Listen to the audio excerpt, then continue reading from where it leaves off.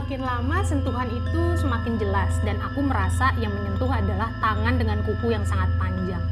Aku mendengar suara cekikikan wanita mirip di film horor. Tapi percayalah, suara itu lebih menakutkan 100 kali lipat dibandingkan di film horor.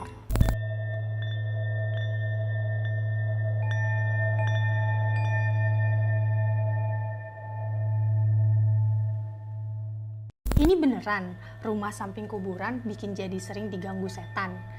Hari ini kita bakal bacain cerita dari seseorang mengenai pengalaman dia diganggu setan karena rumahnya ada di samping kuburan.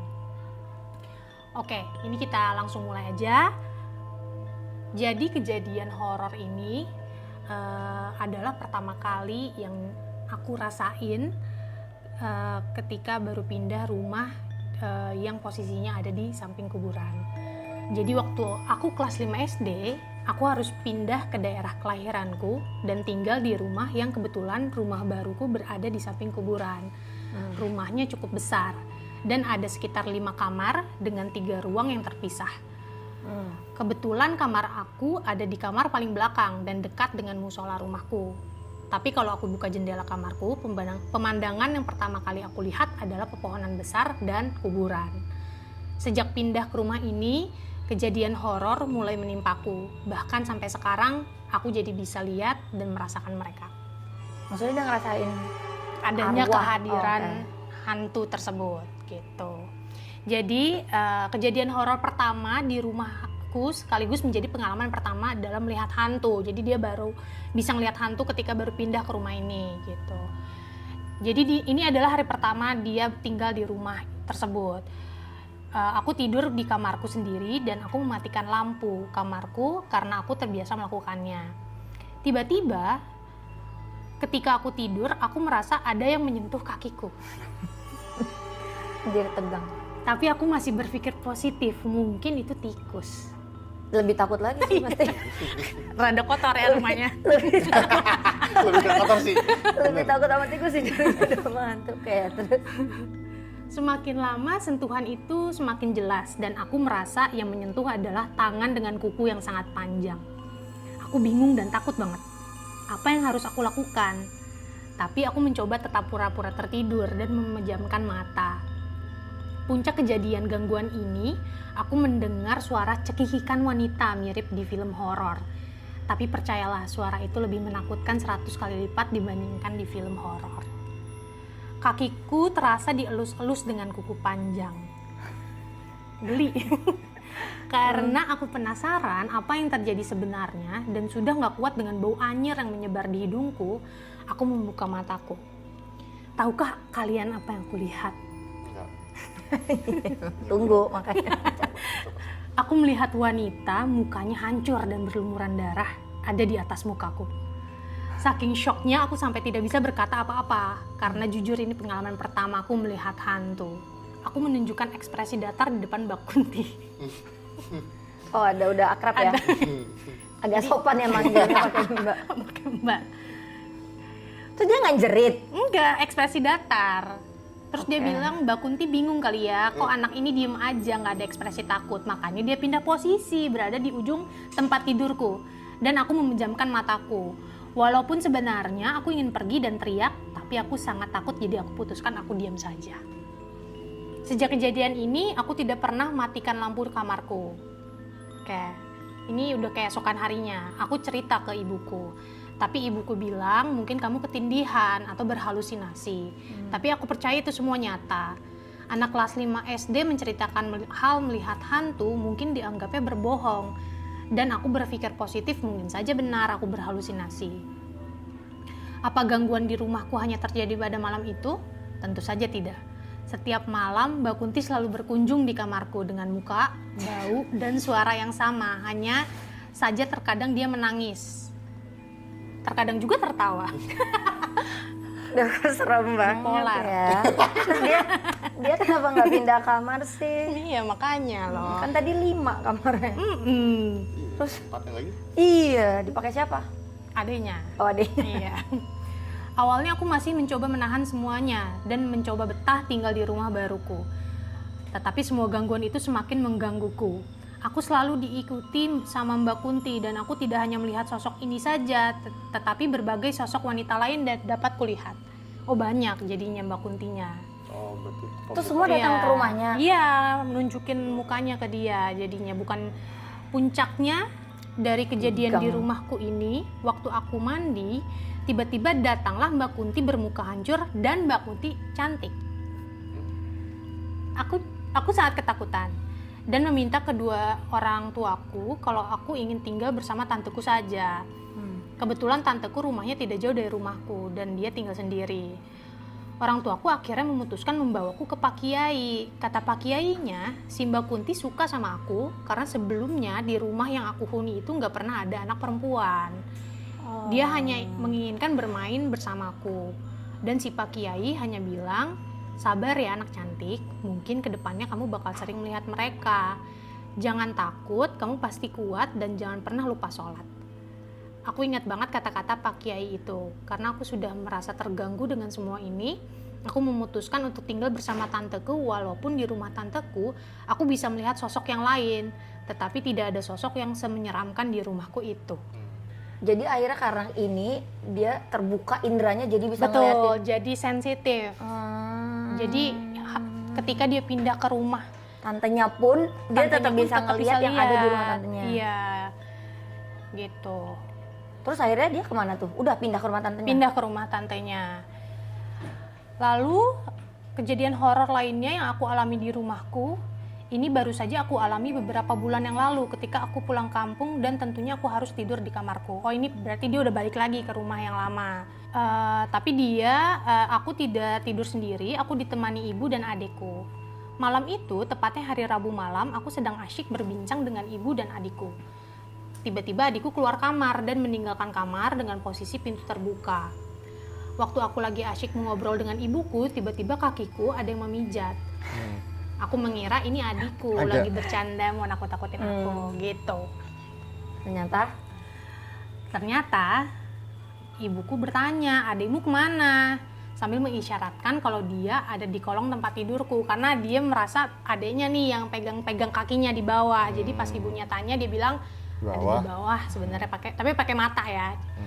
Terus akhirnya dia bilang, mami tahu nggak di bawah kolong tempat tidurku itu ada hantu loh. Tujuannya ngomong kayak gitu biar nakut-nakutin adiknya yang lagi di bawah. Dia kira biar keluar. Iya. Aku sengaja berkata seperti itu biar adikku takut karena dia itu takut banget sama hantu. Tapi adikku kok nggak muncul-muncul ya. Ibuku yang penasaran beranjak dari posisinya yang lagi rebahan dan melihat ke kolong tempat tidur. Ternyata adikku nggak ada. Dan ibu teriak, adik kamu di mana? Aku yang mendengar ibuku teriak begitu merasa heran karena adikku ada di kolong dan barusan aja mijitin kaki aku. Tiba-tiba adikku datang. Apa Mi? Aku dari toilet, baru aja buang air besar. Mendengar jawaban adikku, aku langsung teriak dan mencoba memastikan melihat ke kolong tempat tidurku. Dan kalian tahu apa yang aku lihat? Si Mbak Kunti tersenyum kepadaku. Ya nggak suka banget lah aku hantu tersenyum nih. Kamu pengennya yang nangis ya? Yang biasa aja. Biasa aja. Kalau senyum tuh Play it cool. serem banget, makin serem. Terus Kejadian horor di rumahku sebenarnya banyak banget. Cuman kalau aku tulis semua bisa jadi novel. Kalau saran dari aku, kalau kalian melihat hantu, tetap coba stay cool. Anjay. Walaupun sebenarnya takut banget. Aku mencoba trik ini setiap kali aku melihat hantu yang cukup menyeramkan. Dan mereka juga nggak jadi agresif, malah seringnya mereka bakal pergi. Sejak aku mampu biar makin gak gangguin gitu ya? Betul. Sejak aku mampu melihat mereka, terkadang aku juga mampu merasakan apa yang terjadi di kehidupan mereka. Kenapa mereka meninggal, bahkan sangat tidak nyaman karena terkadang aku tidak bisa membedakan apakah itu manusia atau hantu. Aku tidak menganggap diriku indigo dan aku juga tidak ingin menjadi indigo. Aku hanya menganggap aku kebetulan saja sensitif bisa melihat mereka. Buat kalian yang penasaran pengen melihat hantu dan mencoba beberapa cara buat bisa lihat, sungguh lebih baik tidak melakukannya karena hal itu sungguh menakutkan. Sekian ceritanya. Kok kamu gak punya pengalaman? Jadi waktu itu kita ke Bali sama teman-teman gue. Jadi kita nginep di sebuah kayak apartemen. Jadi satu tempat itu kamarnya 3-2 gitu-gitu. Udah kan? Terus itu situasi setelah pandemi. Jadi itu hotel memang pandemi kosong gitu kan. Jadi mensupport lah, mensupport kejadian-kejadian ini. Nah, ketika kita lagi itu momennya beberapa orang kumpul, kita kayaknya nyewa 2 tempat gitu ya, yang satu di bawah, satu di atas. Nah, semua lagi berkumpul di bawah, terus gue berdua ke atas mandi. Jadi beda itu, satu mandi di sana, satu mandi di sini. Pas lagi mandi, showeran kan, gue matiin set, ada suaranya. Jadi dia hanya bersuara ketika gue shower lagi, aduh mending lagi. Pasti nyalain lagi,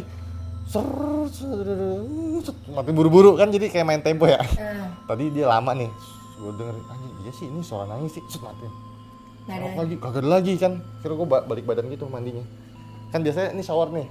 Oh, ngadep ke shower, jadi ngebelakangin kan. Tok, pada tembok punya kanan kiri cari-cari, gak ada suara kan, udah tuh.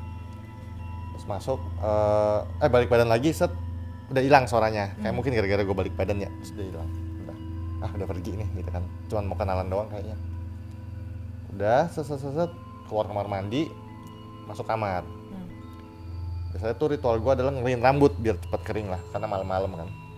Terus lagi ngeringin rambut, jadi ini posisinya kayak kan di hotel ada apa namanya, meja rias gitu lah ya, meja rias hotel. Colokin, masih normal nih keadaan, gue masih melihat muka gue sendiri. Untuk bawah, nyalokin apa namanya, hair dryer gitu. Cat. Muncul lagi. Belum ngeliat kaca ya. Pas lagi di pojok situ. Iya, Kelihatan mukanya. Iya, tapi nunduk gitu. Cewek. Nyata atau berbayang? Nyata. Aduh. Dia udah dewasa. Tapi dia sambil nangis di sudut tuh sambil nangis. Iya, terus gua keluar. Kenapa nggak sesuatu nggak gitu-gitu, gue pura-pura ini kan, terus gue ajakin orang, gue waktu itu siapa ya, pokoknya ada lah gue ajakin masuk udah nggak ada, tapi itu pertama kali tuh gue ngeliat dengan wujud yang pertama kali. Iya, aku jadi tuh pernah punya pengalaman serem juga sih guys. Aku tuh pernah ngalamin ojek setan. Jadi tuh dulu tuh aku kan baru merantau lah.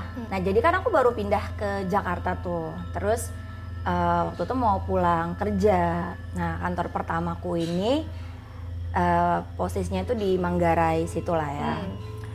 Biasa kan anak agensi, lembur is life kan. Nah, jadi aku tuh mau pulang yang nggak terlalu malam sih, mungkin jam 9 jam 10-an gitu kali ya. Nah aku mau naik ojek karena aku tuh lebih berani naik ojek, soalnya dulu tuh suka ada cerita yang dibawa kabur supir taksi gitu loh ya kan.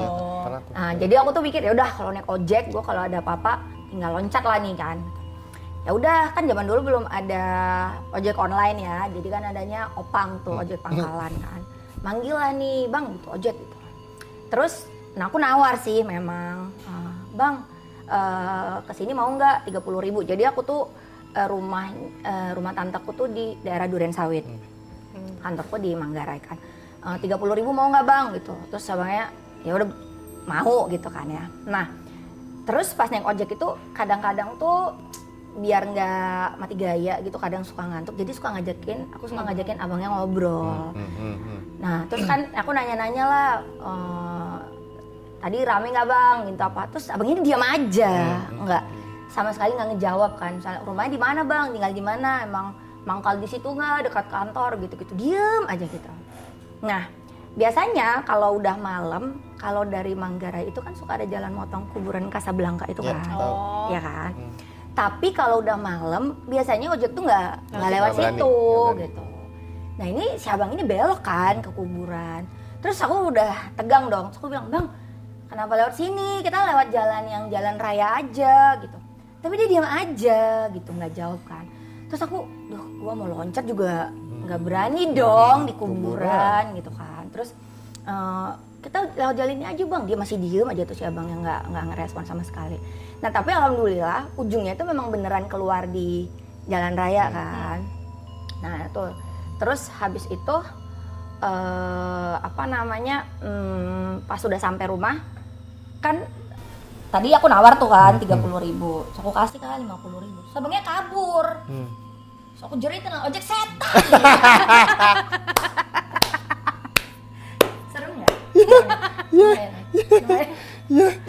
Gue udah berpikir kayak tadi, antisipasi. ini ketawa kali ya, tukang ojek cowok ketawa, kan lucu ya? Iya, kirain ojeknya setan loh. Tuh, ya aku pernah punya pengalaman ojek setan sih. Tuh. Emang rumah sebelah kuburan tuh nggak tahu ya, sesuatu ya mestinya ya.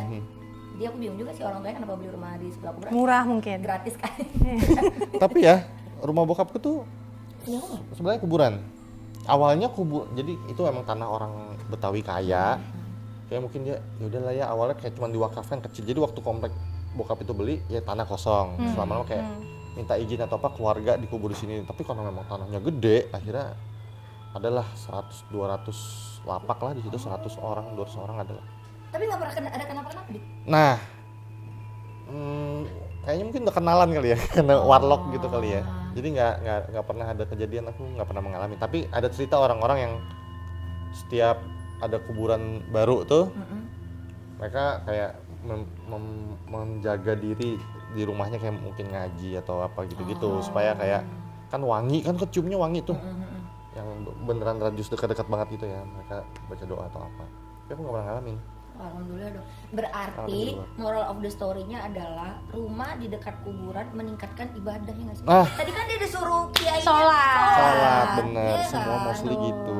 Itu moral of the story-nya tuh. Berarti sebenarnya tetap ada hikmahnya guys. Ya, pasti. Rumah di sebelah kuburan meningkatkan level keimanan dan takwa. Iya rajin ya. Jadi rajin ibadah kan? Betul, Nggak tahu deh, betul. tapi dilakuin nggak sama dia tuh pas disuruh Nah, kiai? nggak Kayaknya enggak. dijelasin Nggak karena dia dijelasin. masih lihat, kayaknya enggak. Dia masih ragu ya? Judgmental. Dari yang keluarnya buruk rupa sampai yang cakep, tadi. Cakep Iya, iya iya, benar. iya. Kayaknya setannya gitu. Kok lu nggak sholat sih gitu? Tuh, jadi sebenarnya ini Iya. ya menghukum ya. Iya. Baru muncul ya. Nungguin. Ternyata ini beneran rumah samping kuburan bisa jadi bikin sering diganggu sama setan. Kalau kalian punya cerita serupa yang bisa di-share sama kita, yuk boleh yuk share di kolom komentar. Siapa tahu kita bisa sharing-sharing juga sama yang lain.